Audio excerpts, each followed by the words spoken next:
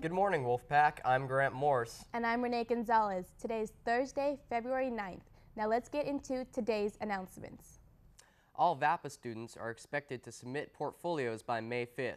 If you'd like more information, contact the teacher in charge of your major. If you're interested in being a part of next year's yearbook, stop by HE3 and pick up an application from Ms. Lawson. Are you interested in joining AVID next year?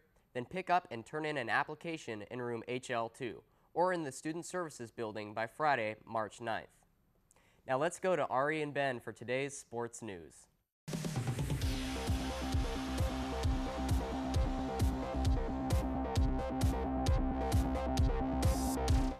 Good morning, Wolfpack. I'm Ben Marjat. And I'm Ariana Reland. Let's bounce on into some basketball information.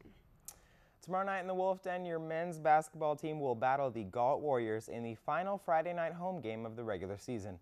The Wolfpack aims to preserve and extend its 3-game win streak while staying atop the Sierra Valley Conference. Make sure to be there tomorrow night at 7 p.m. to cheer on the Wolfpack at home. Tomorrow, the Lady Wolfpack basketball teams will invade the Galt Warriors territory and try to score a win. Last time the Warriors came to the Wolf Den, varsity beat them by a margin of 12 points, the final score being 56-44. JV also smashed the Galt Warriors last time with a final score of 21-8. Good luck, girls, and show them what CO is all about. On Tuesday night, the wrestling team was recognized by the Elk Grove Unified School District for their outstanding performances on the mat and in the classroom. Congratulations, guys, for receiving this award. This weekend, the team moves on to the league tournament, which will take place at Cosumnes-Oaks on Saturday. The top 5 wrestlers in the league, as decided by this tournament, will move on to the division tournament the following weekend. So make sure to attend in order to cheer on our wrestlers. Now let's take it to the Athlete of the Week.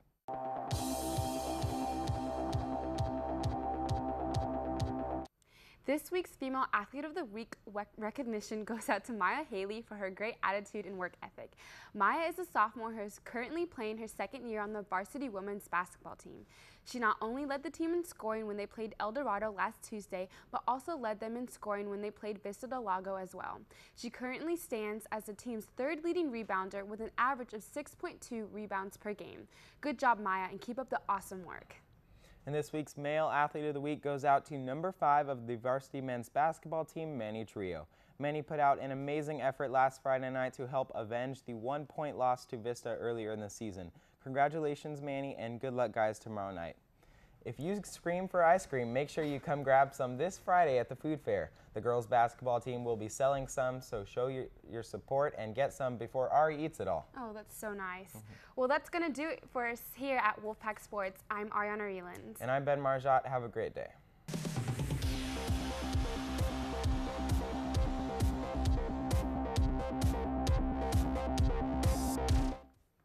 There will be a mock ACT and SAT test on the 25th of this month.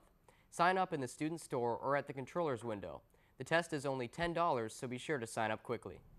The Pennies for Patients campaign is going on for 2 more weeks. Donations will be accepted during both lunches, early and late. By donating $1, you'll be able to purchase a paper penny that will be posted in the lunchroom. This Friday, we'll be having our second food fair during both lunches. We'll have food such as Round Table, Jamba Juice, Taco Bell, funnel cakes, and nachos from our very own WPTV. Don't forget to bring your money on Friday and be ready to eat.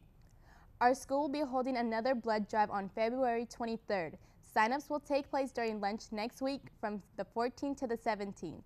In order to donate, you must be at least 16 years old, weigh 110 pounds, have had no tattoos within the last 12 months, and be in good health for at least 48 hours before you donate. If you are under the age of 18, you must bring a signed parent consent form to school next week. Parent consent forms are at the Student Services building, so don't forget to pick one up. The second rap battle of the year will be on February 24th. If you want to be a part of the battle, Make sure you sign up during lunch today through tomorrow because we are only taking the first 10 participants. If you missed out on the last battle, be sure to sign up and take part in this one. There will be a mandatory football meeting today during both lunches in Coach Gomes' room, HJ4. If you plan on playing football next year, it is vital you attend. Quickly get your lunch and then go directly to Coach Gomes' classroom. If you're interested in joining leadership next year, then pick up an application at the leadership window. They are due by the 24th at 12:30 p.m. If you plan on running for ASB president, vice president, or class governor, then you must attend the candidate meeting on February 24th at 3:15 in the activities room. So Renee, do you know anything about the junior-senior ball?